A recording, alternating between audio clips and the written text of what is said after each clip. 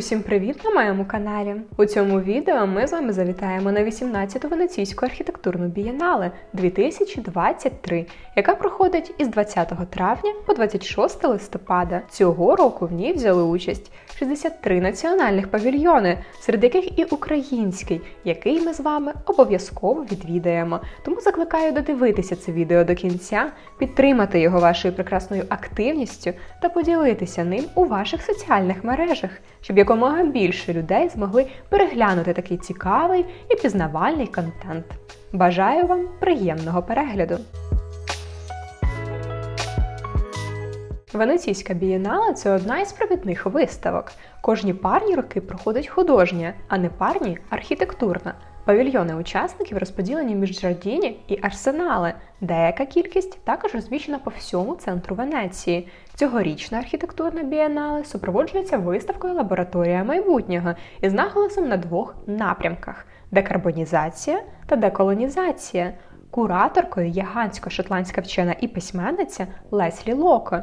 2015 року вона заснувала Вищу школу архітектури в Йоганнесбурзі, викладала у Великобританії, США, Європі, Австралії та Африці. А також Леслі Локо є лауреатом ряду нагород за внесок в розвиток архітектурної освіти. У контексті декарбонізації кураторка розглядає індустрію самої Венеційської бієнале. Локо говорить: «Я постійно запитую себе, чи взагалі виправдані виставки такого розмаху, зважаючи на їх вартість і карбоновий слід.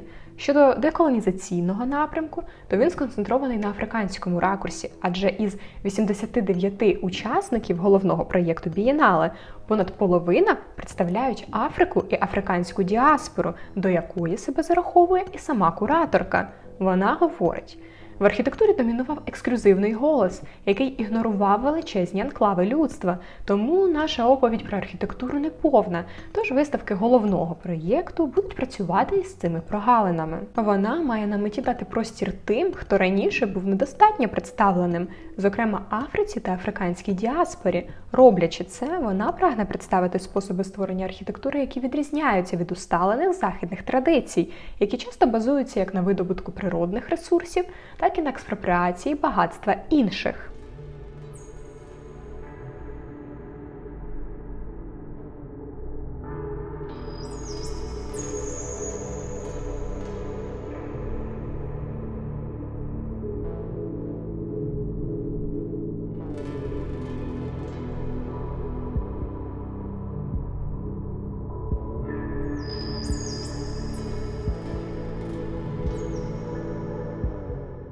Іспанський павільйон зосереджується на архітектурі виробництва, розподілу та споживання їжі. Проєкт Foodscapes аналізує минуле та сьогодення продовольчих систем і архітектур, які їх будують, щоб подивитися в майбутнє і дослідити інші можливі моделі, які здатні нагодувати світ, не пожираючи планету.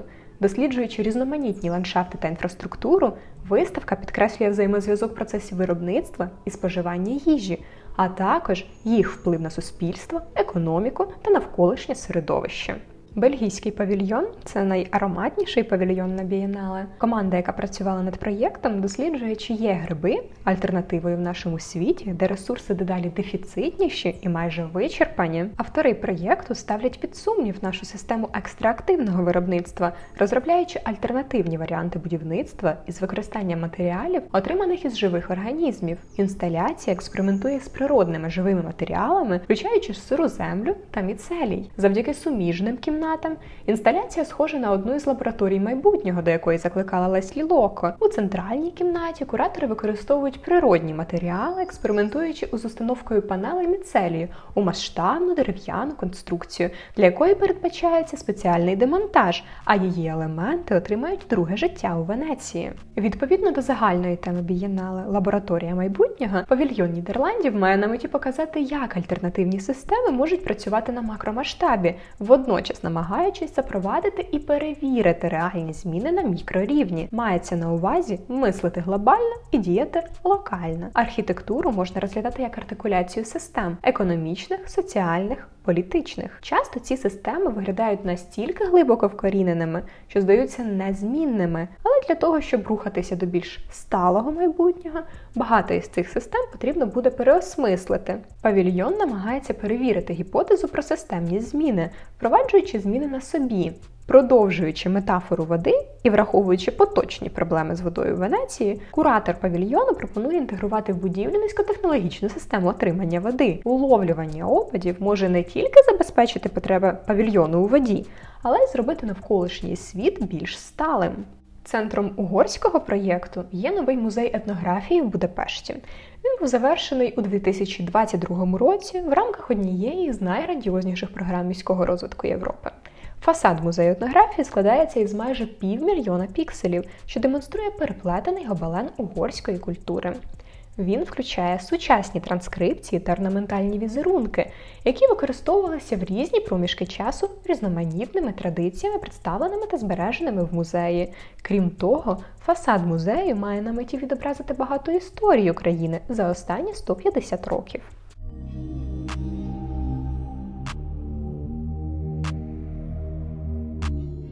Павільйон США представляє колективну виставку, яка об'єднала роботи, що висвітлюють наш зв'язок із пластиком, щоб запропонувати потенційні альтернативні способи його використання.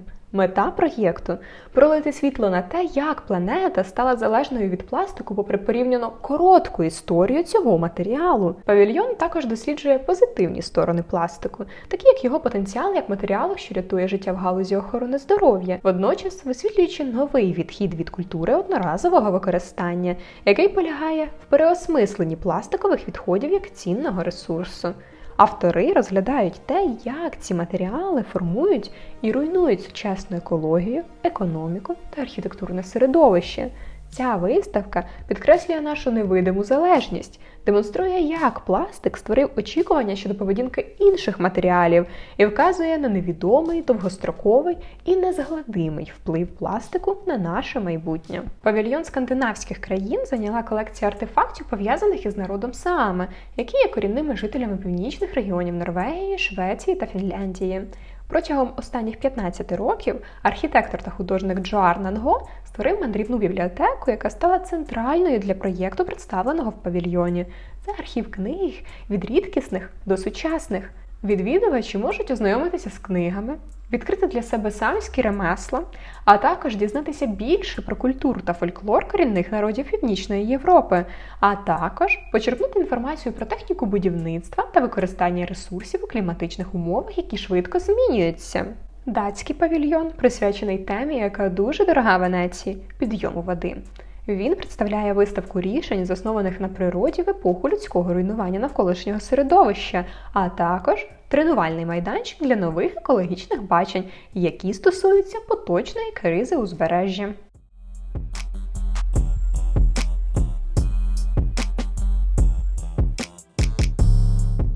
Куратори японського павільйону мають на меті продемонструвати, що архітектура – це перш за все місце, яке потрібно любити, включно із недоліками, і про яке потрібно піклуватися.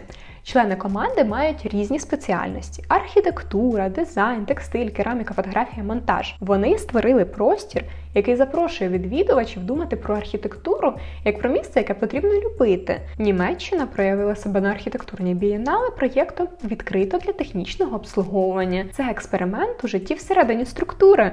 У головній кімнаті зібрано залишки із понад 40 павільйонів арт-бієнале 2022 року, які повторно використовуються в рамках серії майстер-класів із студентами. Решта павільйону – це приміщення для підтримки цієї діяльності, включаючи екологічно чисту ванну кімнату, якою теоретично можна користуватися. Німецький павільйон зосереджує увагу на догляді, обслуговуванні, реабілітації, діяльностях, які зазвичай приховані від очей громадськості. Автори заохочують відвідувачів бути частиною сучасних дебатів щодо відновлення існуючої будівельної спадщини з точки зору сталого розвитку. Павільйон Великої Британії відповідає темі «Лабораторія майбутнього» і досліджує деколонізацію та декарбонізацію.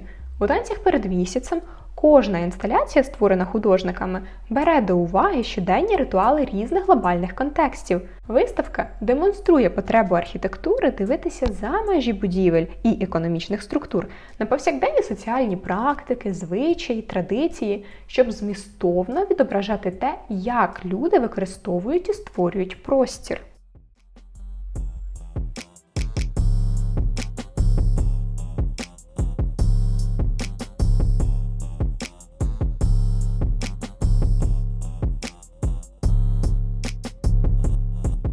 Французький павільйон на цьогорічній Венеційській архітектурній бієнале демонструє театр м'яча – напівсферичну сцену. Передбачається, що в павільйоні проводитиметься серія вистав протягом бієнале. Театр м'яча він був розроблений як інклюзивний простір, де межі мистецтва та архітектури розмиті, і люди можуть вільно виражати себе. Окрім театру, павільйон містить інші інсталяції, створені із різноманітних знайдених і перероблених предметів. Передбачається, що разом із сценою вони відображатимуть наше бажання реконструювати майбутнє із того, що залишилося від минулого. Павільйон Австралії досліджує концепцію деколонізації і є мідною реконструкцією готелю «Імперія» в Кінгстауні. Українська інсталяція на відкритому повітрі в садах Джардіні базується на мережі майже забутих укріплень 10 століття біля Києва, земляних валів, які були реанімовані в перші дні російського вторгнення, успішно сповільнивши просування армії загарбників до столиці. Простір розвиває тему прихистку через взаємодію людини із землею. У безпечному просторі між оборонними мурами накрито стіл для обіду. Це символічно традиційні спільні дії для обміну знаннями і досвідом, які сягають корінням у багато традицій. Зібрані таким чином історії вишиті на скатертині, об'єднавши всю інсталяцію. Символічна скатертина розповідає про те, що сталося, а її нескінченність вказує на сьогодення, в якому продовжують творитися нові історії. Рослини, висаджені на стінах, це зображення актів садівництва і землеробства. Українська інсталяція в Арсеналі представляє клаустрофобний простір, позбавлений джерел зовнішнього світла, для того, щоб передати атмосферу бомбосховищ. Використовуючи темну кімнату, автори показали процес перетворення незручного, але безпечного простору, в якому доводиться ховатися від загрози. При реалізації проєкту було застосовано навички і спостереження, набуті під час війни, щоб зробити простір придатним для проживання. Таким чином створено вітальню з умовними елементами.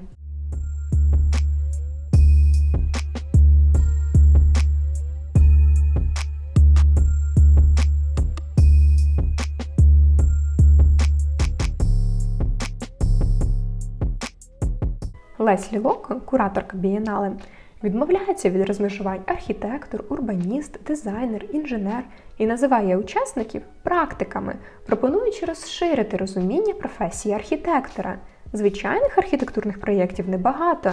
Локо розширює визначення того, що зазвичай вважається архітектурою, включаючи мистецтво, перформанс, ігри, активізм та інші способи прояву, які доступні тим, хто позбавлений влади і ресурсів для будівництва великих постійних структур.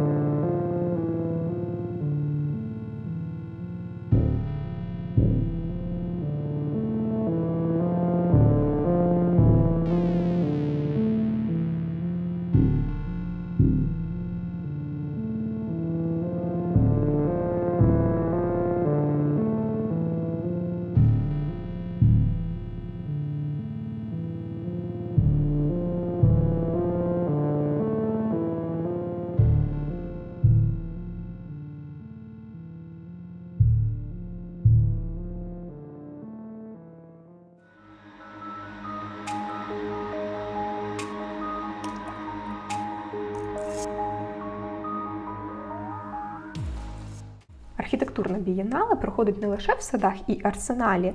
Є також багато національних павільйонів, розташованих в історичних будівлях Венеції.